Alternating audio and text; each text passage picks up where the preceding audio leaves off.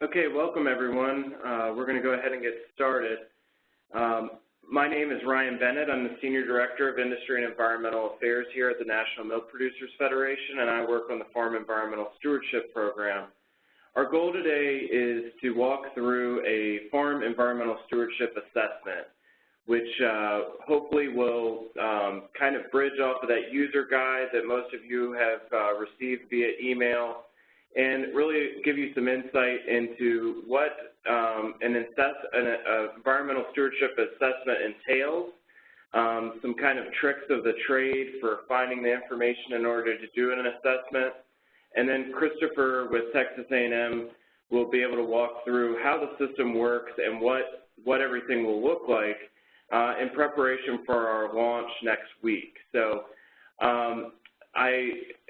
I want to, before we get started here though, make sure that I point out that questions will be answered at the end. The best way to ask a question is through that chat box, which is in the top right-hand corner of your screen. So please ask questions as they hit you, and we will answer them towards the end of the call. So back to the Farm Environmental Stewardship Program. For those of you that were on the webinar last week, I talked about this program being a voluntary option for farm program participants. So co-ops and companies wishing to use the program will be able to opt into the program if they so choose, and if this is a tool that they find valuable for their company or their co-op. Christopher will go over how co-op managers, those with the co-op manager accounts, will be able to opt into the new Farm Environmental Stewardship Program. But it is important to note that without that opt-in being done by Farm Environmental Stewardship, interested. Not really. They're supposed to better watch it. You don't.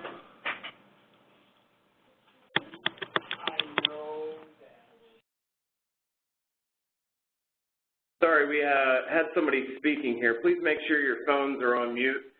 Back to this, you will not be able to see a Farm Environmental Stewardship Assessment in the web entry app or the mobile app until your co-op manager opts into the program.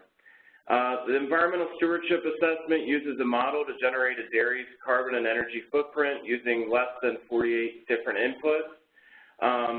And this process, we found, takes around an hour to add on to an animal care evaluation or to do independent of an animal care evaluation. So an environmental stewardship assessment just looks at carbon and energy footprint. It is not in any way an inspection. It's a paper exercise conducted between co-op or company field staff and the farmer themselves. Why are we measuring greenhouse gases and energy footprint? Really, it's a positive story that we've already been able to show that since 1944, our carbon footprint has decreased by 63%. As dairy farmers get more efficient at producing milk, they're able to also reduce the impact that they have coming from their carbon footprint. So it's a positive story that we know continues today, maybe not at the trend that we've been seeing that reduction come in the past, but it's a positive story that we can tell our customers and pass on as something that really the dairy industry is doing extremely well. It is something that we are being asked about as an industry from brands, retailers, and consumers. And also, in terms of farm environmental stewardship, it implements the Farm Smart program originally created by the Innovation Center for U.S. Dairy. And a lot of the folks who use our animal care program were also interested in using Farm Smart. So this would allow you to more seamlessly do a farm animal care and a farm environmental stewardship assessment at the same farm visit.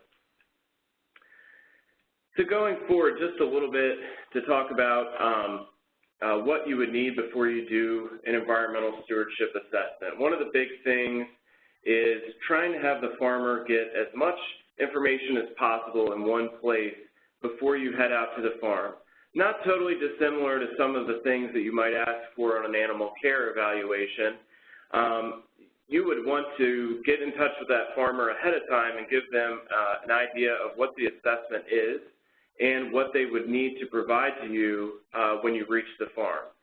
So we recommend, just like when you set up an animal care evaluation, that 2 weeks prior to that farm visit, you send them either this getting ready document or you have them have a conversation with them that basically includes all the items from this getting ready document. That's available on our website at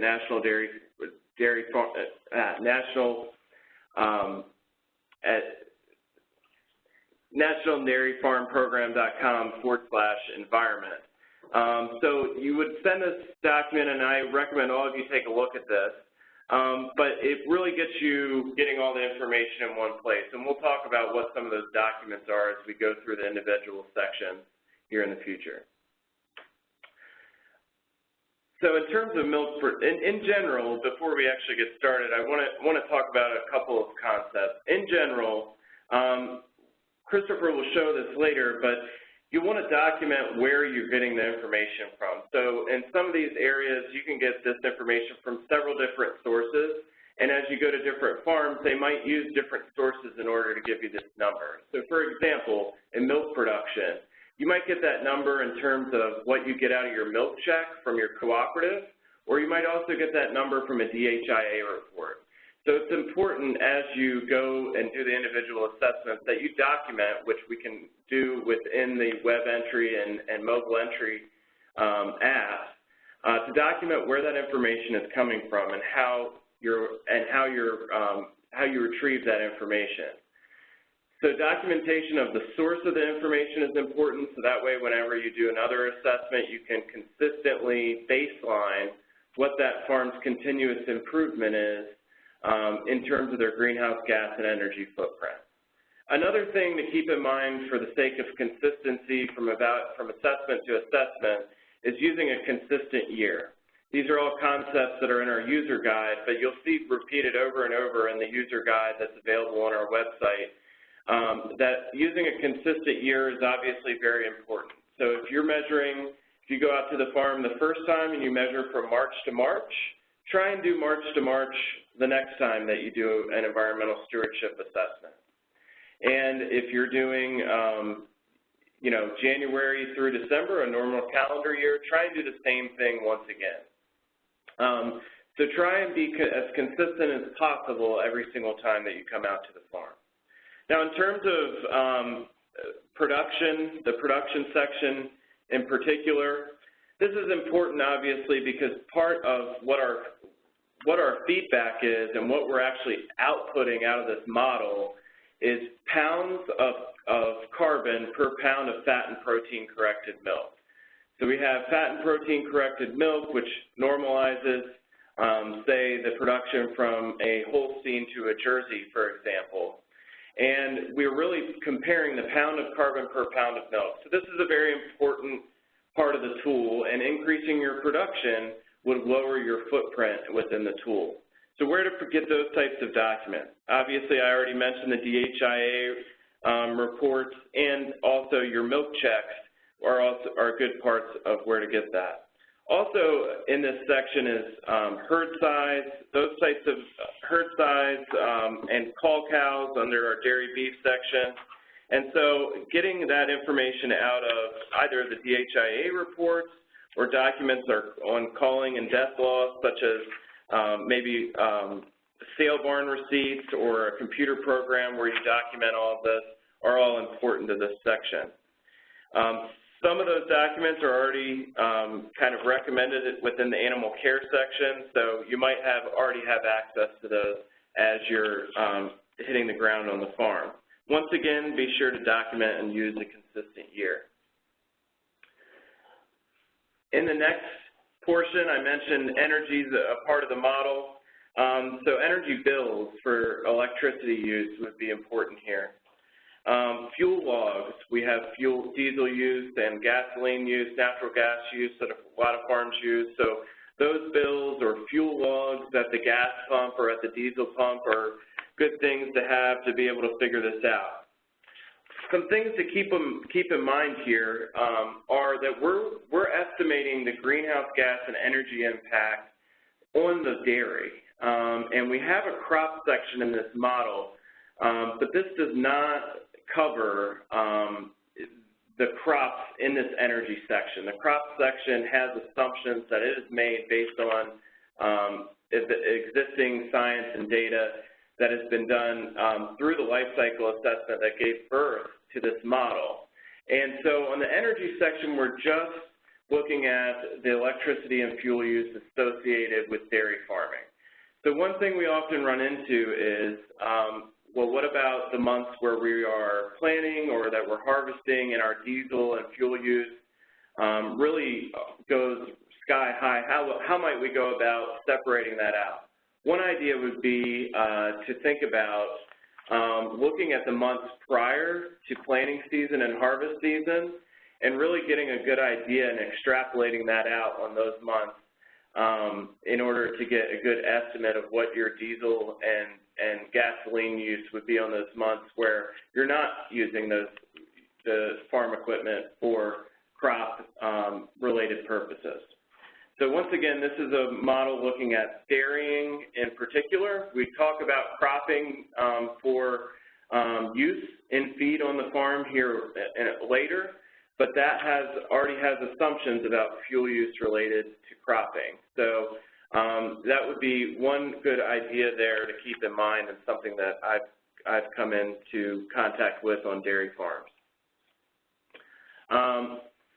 I mentioned that we're moving into the cropping section. It's pretty easy here, just the percentage that's self-produced. So you can look at cropping records or planting records, and most of the time, or you can also look at the feed that is purchased as a good indicator of this. Most of the time, these farmers are going to know pretty well the amount of feed that they've both produced and purchased pretty quickly and easily. So it's an easy section here, and I already mentioned that the fuel and energy use in these sections are incorporated in the model already.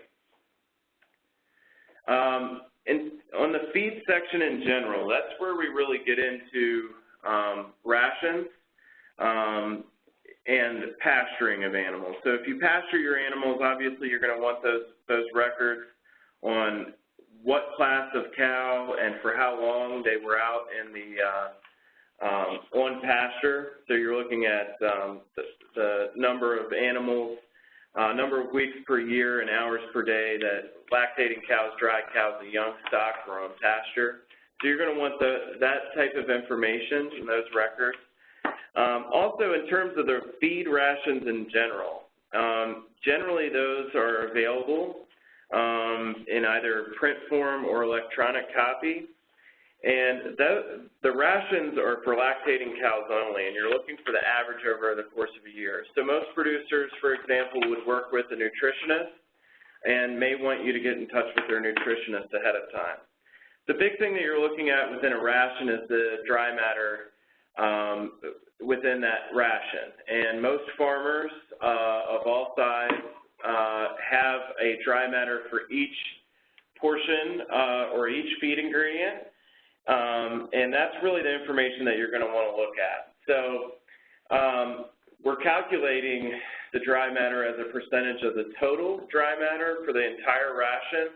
So a lot of times you'll have the dry matter for corn grain, for example, but you might not have the percentage dry matter as a percentage of the total. So in that user guide, be sure to use that user guide. In that user guide that we have available online and we have available for purchase if you are interested in purchasing a print copy, we have a table in there that shows you how to easily calculate dry matter as a percentage of the total there. The next thing that you'll want to look at is the final thing is manure management. And really you can look at a nutrient management plan. Most farmers are obviously going to know also what type of manure management system that they use. Oftentimes they use different manure management systems in different parts of their operation.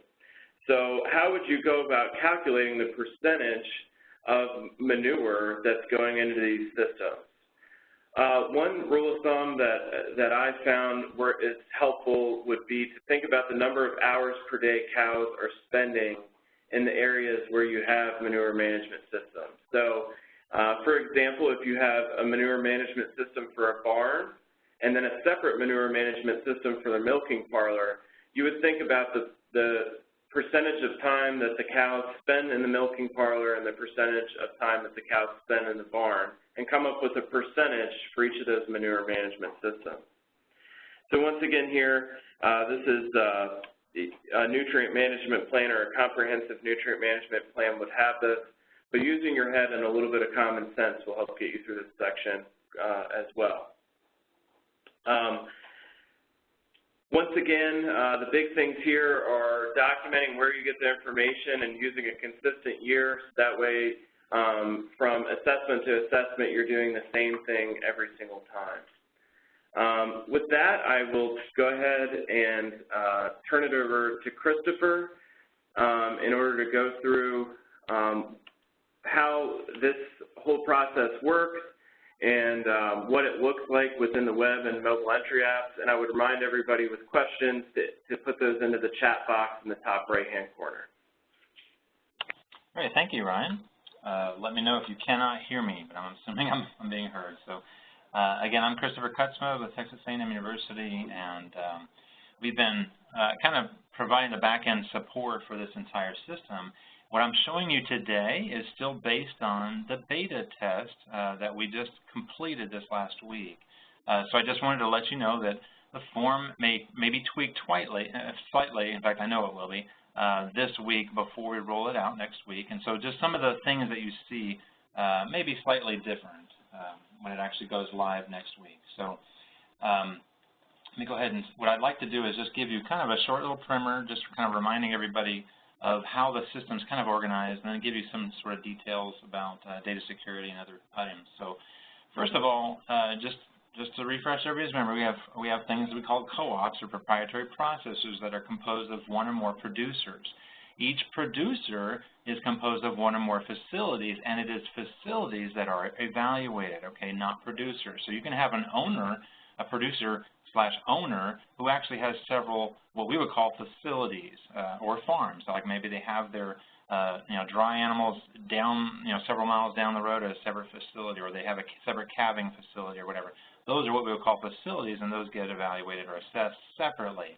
The other thing I wanted to note on this slide was that evaluators are tied to the co-ops, right, to do the second-party evaluations. And then coming soon, we'll support also first-party. So if an owner knows that their evaluation is coming soon, then they can pay or however an evaluator to come and kind of do a pre-assessment prior to that second-party evaluation. And then also right now, National Milk is performing the third-party verification. So they are choosing a wide sampling across the nation of farms that were evaluated this last year, and they are re-evaluating them just to confirm the integrity of the entire program. This slide here just kind of talks about how we can have multiple managers and multiple affiliations. So a co-op can have multiple managers, right? And you guys are probably familiar with that. Same thing with a producer. So if it's a husband and wife, they can have separate accounts, or some manager, they can establish accounts for them as well. The multiple affiliations, that's just so you know that I, as an evaluator, I can be performing evaluations for any number of co-ops. So that's that kind of multiple affiliation thing. But then likewise, a producer can be providing milk to multiple co-ops as well. So we have this concept of multiple affiliations, both by producers and evaluators within the system, and that's kind of a new thing this last year. The little note in the bottom left corner, all of the affiliations and unaffiliations in the system are done by what we would call a parent and a parent-child relationship. So it is a co-op that adds or removes producers and adds and removes evaluators and what else? Managers as well. But it is not the child, so it's not the producer. So you don't go drill down to a producer or a facility to unaffiliate them. No, you do that on the co-ops tab because the co-op is the parent. This is kind of a general diagram of the various National Dairy Farm Program systems and services that are currently available, right? We have our data collection apps, which are iOS, Android, and the web app, and they all submit to what we call a submission service. So no matter which app you use, it all goes to the same service. Now, with the environmental stewardship coming online, we now have a model service, right, that performs that life cycle assessment. We, of course, have a database where results are stored. And then we also have a PDF service. It's a standalone utility that generates PDFs for you so that you can print them out in a nice format as well as share them. And then finally, we have a data management portal, and that's where all that kind of data hierarchy is managed, and that's also where you view the evaluations. This is, and I'm not going to go through this. You can always pause the webinar while you're watching it again. But as far as data security, I just wanted to show this. The National Dairy Farm Program site is hosted on Amazon Web Services, so AWS, and it's the Elastic Compute Cloud. Amazon, has a security groups function, right, that serves as really our primary firewall to all of the services that are running within the National Dairy Farm Program. And all communications is over a secure channel, right? So it's TLS, which is the successor to SSL. We then also have an Apache router that provides a secondary access control. Below that as well, we have our web server, and notice that it is restricted to only communicate with the host and the sub-Docker containers, which we'll talk about shortly. So the point is you cannot access the website directly or any of the web services directly from the outside. It comes, in a sense, from within, such as a database. You cannot hit it directly from outside. It is restricted to simply localhost to that virtual machine running, as well as the Docker containers that are adjacent to it. So anyway, that's kind of those products. If we look at the Docker containers themselves, each one is restricted to talk only with the host virtual machine, as well as to just the other containers that it needs to interact with. So it's very limited to just what's needed. Most of these services are deployed as web application archives, and the way you interact with them, whether it's through the data management portal or whether through a separate application, is through a REST API. And that, essentially, you authenticate with it, and then you're provided back a token. In fact, that's how the web app and iOS and Android apps work. You receive back a token, and then that token is used in all subsequent communication with the server. So the beautiful aspect of that, which is very commonplace in other web-based systems, is this user authentication guarantees the integrity and authenticity. We are able to sign your evaluation submissions and absolutely know without a doubt that that came from you as an authorized user signed in on the iOS, Android, or web app. So needless to say, the weakest link, we can provide all of this data security, but the weakest link will be the human, right? So we strongly encourage you to go in and change your password however often as you wish, but the point is to make it a strong password, right? Don't set it to something simple, ABC123 or whatever. But anyway, we just want to try to keep our data secure. So we can only go so far, and then you have to take over from there. On our next slide here is just kind of addressing what devices and operating systems are required for the different apps. For Android, the very minimum is 4.4, and we prefer definitely 6 or newer. And just know, though, that older devices may not have the memory or processor speeds to adequately support it and give you reliable and good performance. In the iOS world, specifically iOS 10 is what we are almost mandating. I didn't actually mandate it. It's really iOS 8. But iOS 9 had some very, the way it managed layouts was horrible. And so the performance is incredibly bad, and it was fixed in iOS 10. So these are the devices that support iOS 10, and we strongly recommend that you use one of those. And, of course, the same caveat with Android. The older the device, the less performant it will be. For Windows, I just want to mention that we will, hopefully by this summer, be able to support Microsoft Surface, and it would be an offline version of that evaluation entry web app that you're using now. And that evaluation entry web app, those 3 browsers, Chrome, Firefox, and Safari, are the 3 that we support. And that's it. So let me go ahead and share our simulator right quick.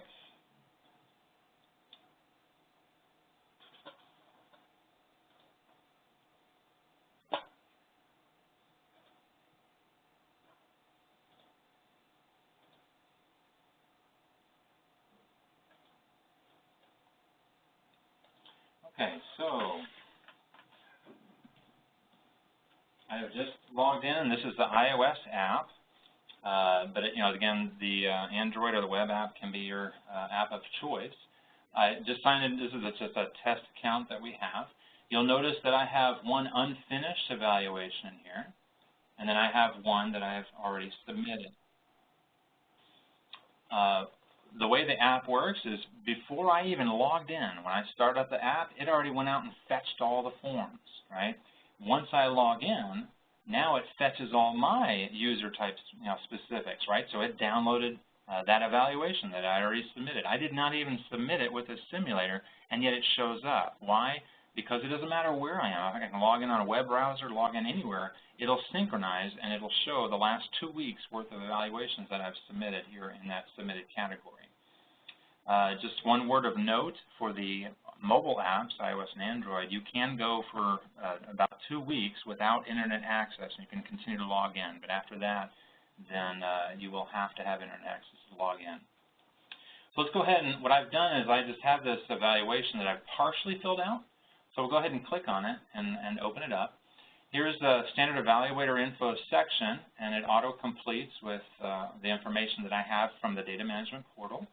And then down here at the bottom is the facility info. And you'll notice that it shows facility name is required. In fact, I'll go ahead and scroll down. The simulator is a little bit larger than the monitor.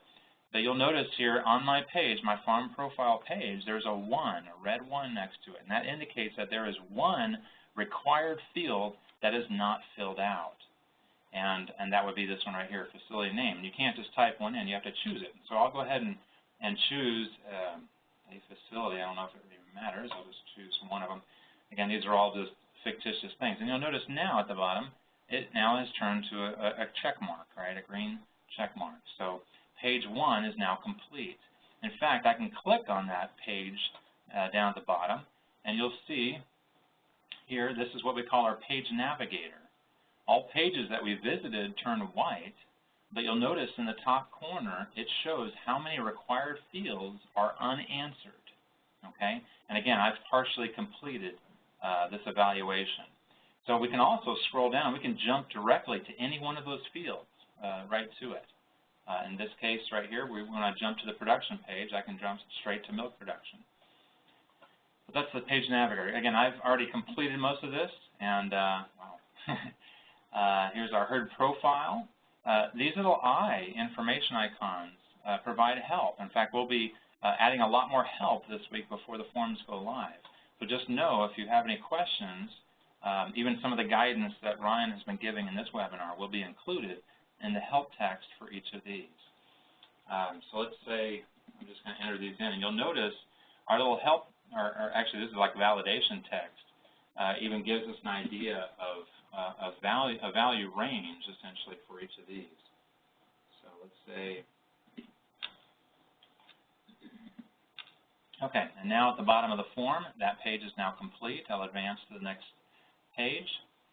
Here's the energy source, and I believe I already completed all of these except for this bottom one here. And let's say we used 50% of that. All right, that page is now complete. We'll continue forward.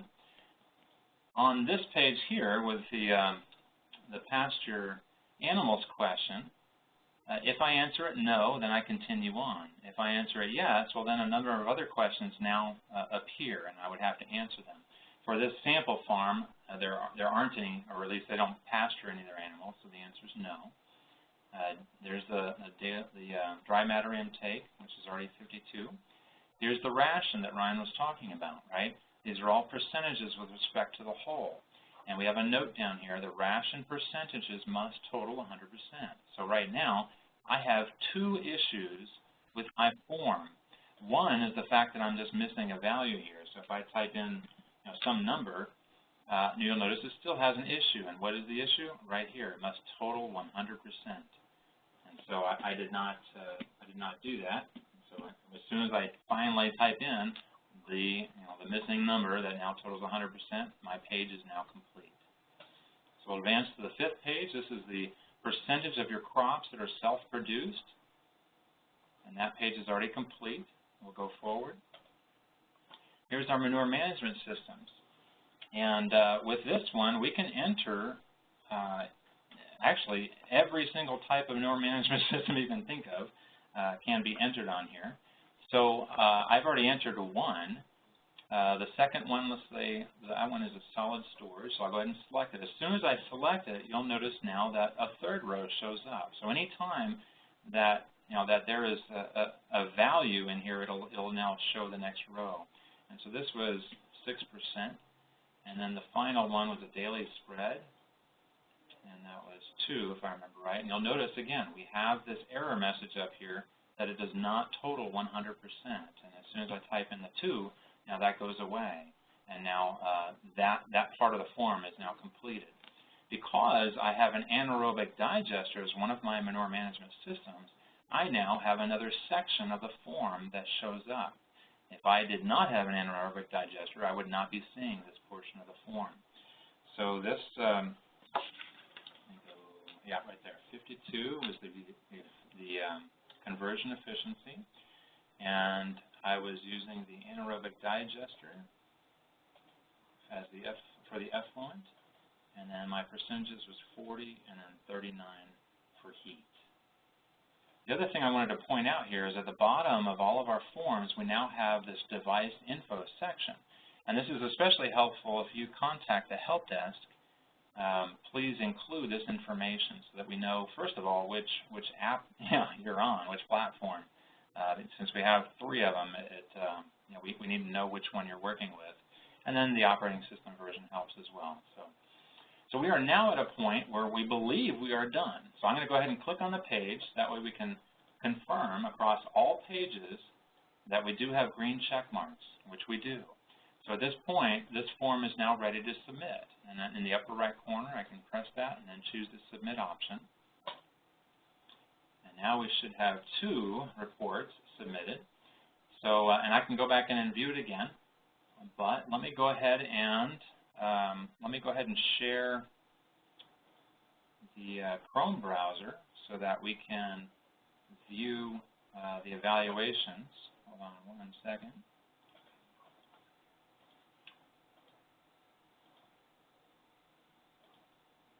Okay, so this is our data management portal.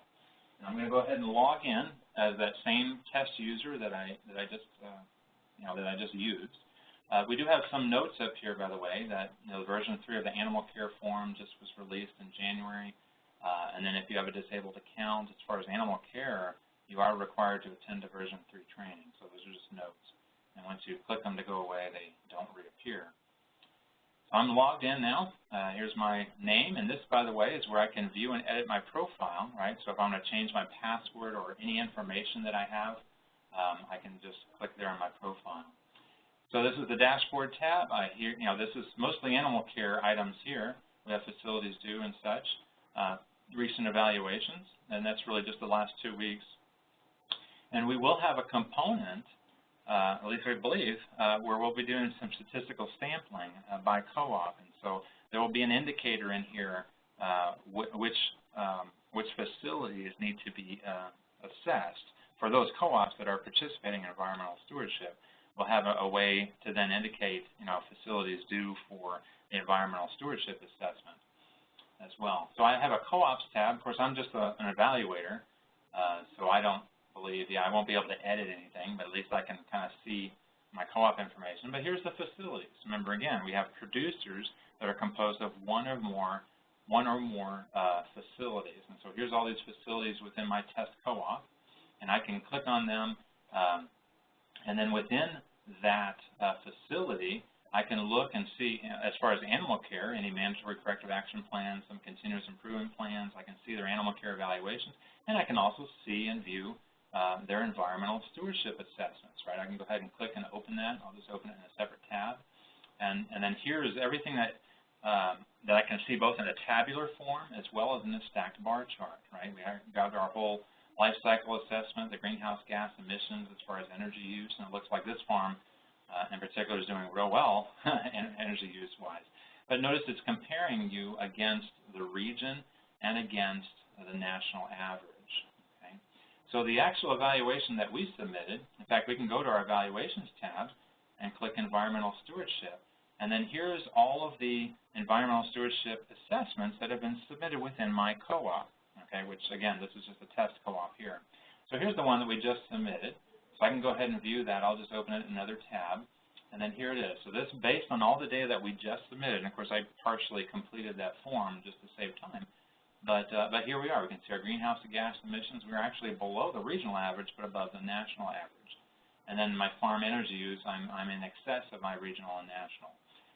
And then down below, this part's going to change, but these are just the input parameters that were used for the model. And we're going to actually have that all nicely rendered with all your notes and everything. So that's how we access these evaluations, either through the Evaluations tab, through the facility, right, by drilling down through the facility, or as well through the Dashboard tab, where we'll have recent environmental stewardship assessments or evaluations as well.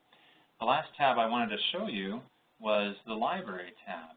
So here we have at the top the webinars. So if you did not catch the environmental stewardship, kind of the science behind it webinar from last week, it's right here, and you can download and watch that as well. In fact, we have the animal care webinar here that talked about the version 3 rollout. And then today's webinar will also go here as well. So we have here the animal care evaluations, and then here's the environmental stewardship section. So we can download the assessment, the getting ready, the user guide. All of that is available here in the Library tab.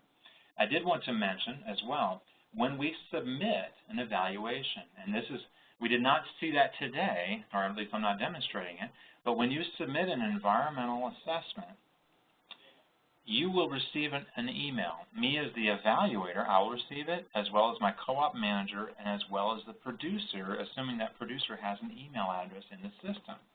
Okay? Originally, we were intending to email out the PDF. However, due to sensitivities, both on the animal care side as well as environmental stewardship, we're not doing that. What we're emailing out is a link, right? And you just click on the link, and it takes you to the data management portal. And so if I was already logged in on this data management portal, I would be immediately taken to that preview of that evaluation. All right. If I wasn't, then I would log in, and then I would see it. Okay. So I just wanted to mention that that's how it's done. Essentially, is you're provided a link, and you can share that link or whatever. But that person that clicks it must have login credentials into the system. The other thing I wanted to show you that Ryan had talked about was how you actually how a co-op actually signs up for the environmental stewardship option, right? So let's see if I remember. Here we go. Okay. So this is a manager account is what it is. So I'm going to go to my co-ops tab because I'm the co-op manager. And you'll notice here it says Farm ES Participant, and it says yes, right? So how do I change that? How do I go from no to yes or yes to no? I simply edit my co-op, and I just simply check or uncheck that box right there. So that's how, as a co-op, I decide whether my evaluators will have access to that environmental stewardship form or not. Okay, so to enroll or to sign up to conduct environmental stewardship assessments, it's honestly a one click, and that's all that's required. Okay. And the other thing, or last thing I wanted to mention was at the bottom of every single page at the data management portal, we have two links. We have an email link for the help desk, and that's the one that I am involved with, right? We handle mainly the technical type aspects of the site and the system, and if you have to move evaluations or move facilities or producers or add a producer to your co-op, those kind of questions. But if you have a programmatic type question, the second link, the email farm support, that's where, like, well, I have a producer and I'm not quite sure, on his ration percentages if it was actually calculated with respect to dry matter. Whatever those questions might be, that'll be the email that you use for those, how to answer these questions correctly or accurately.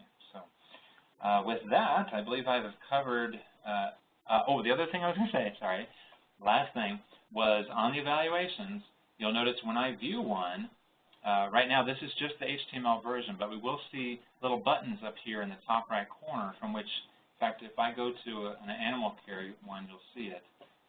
Being that we haven't rolled out yet, that's why we haven't released these yet, but but I can go to my test farm here. So this is the animal care assessment. So you'll see that it'll generate PDF button. So we'll have that same button for the environmental stewardship assessments as well. So you'll be able to generate and download. And you can print from that, and you can even email that if you wish. It's just as a system, we're not going to be emailing PDFs. So Ryan, back to you. Great, thank you, Christopher.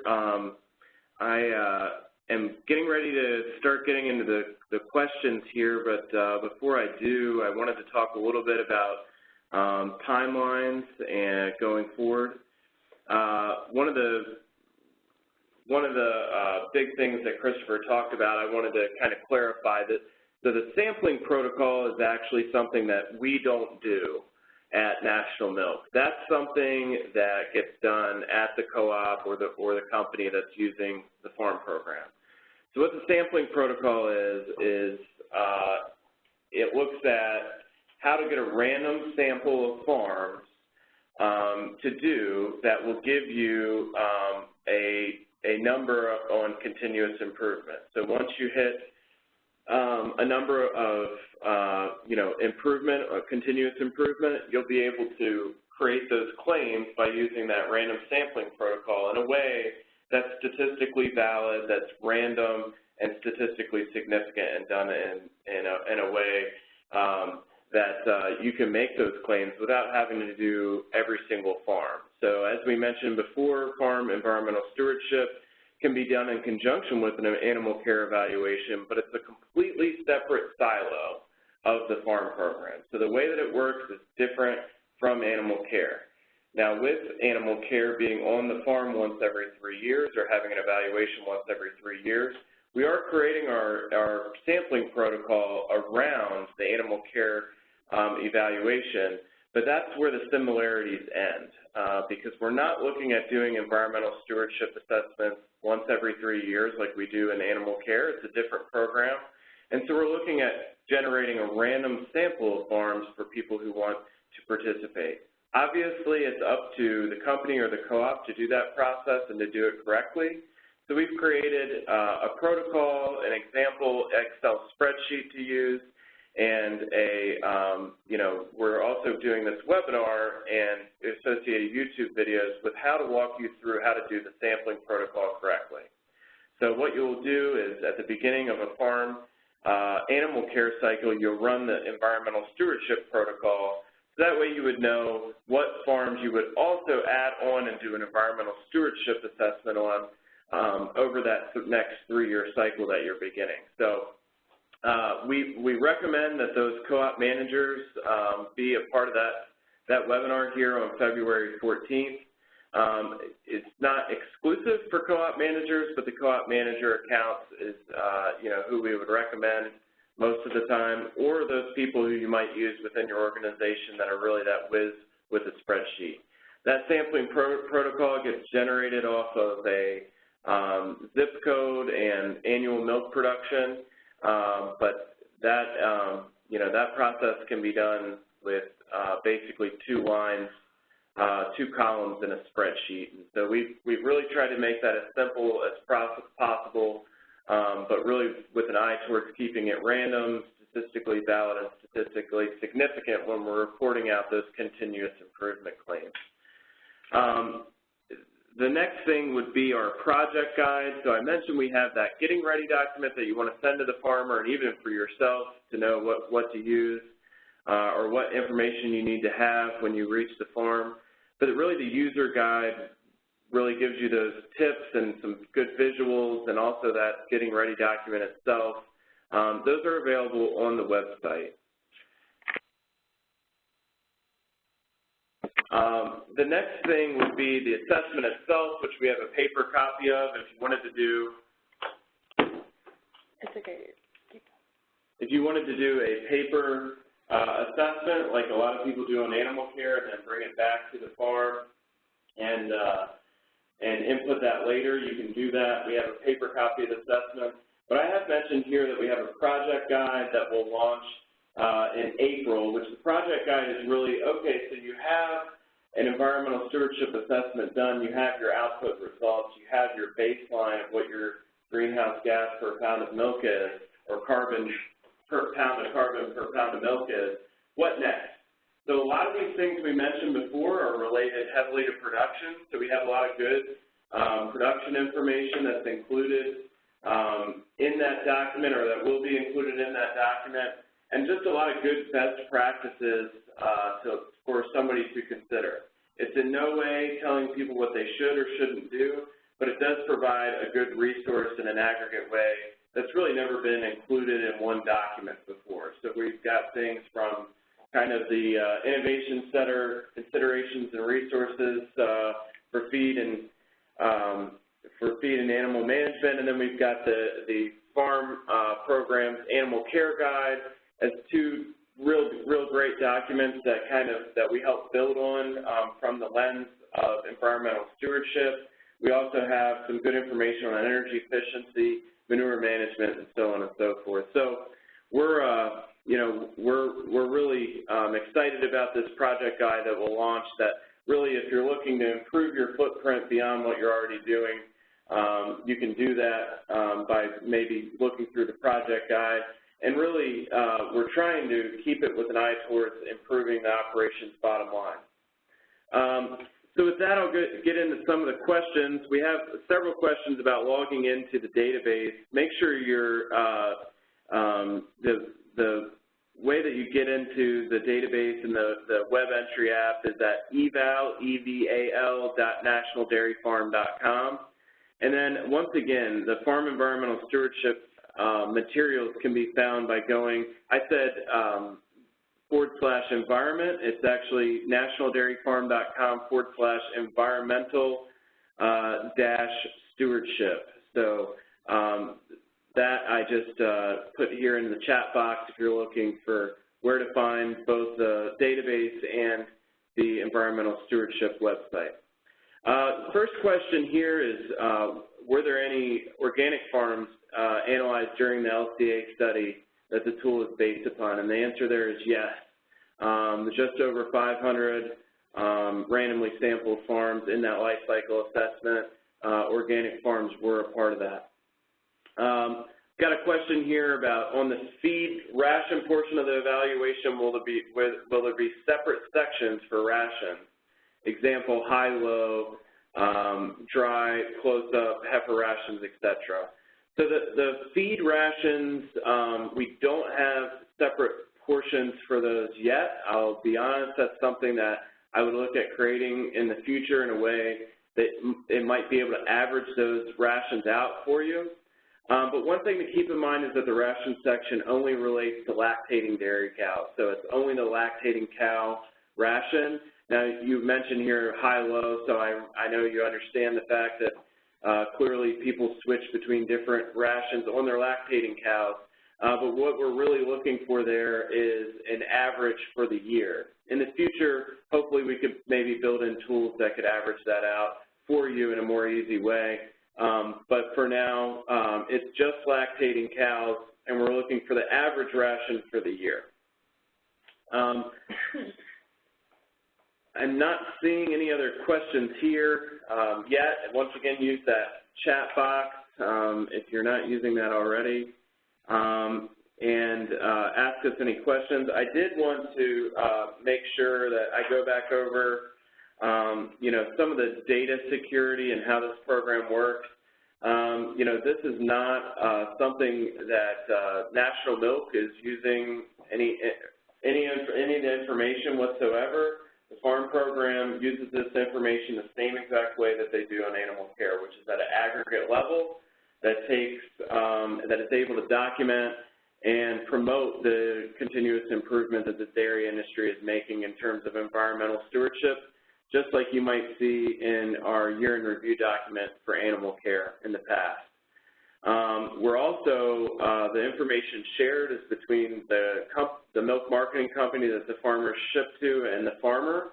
We don't send any of that information via email. Christopher mentioned before that we send a link to the database, but we do not send this assessment via email in both animal care evaluations and environmental stewardship assessment for the reason of security.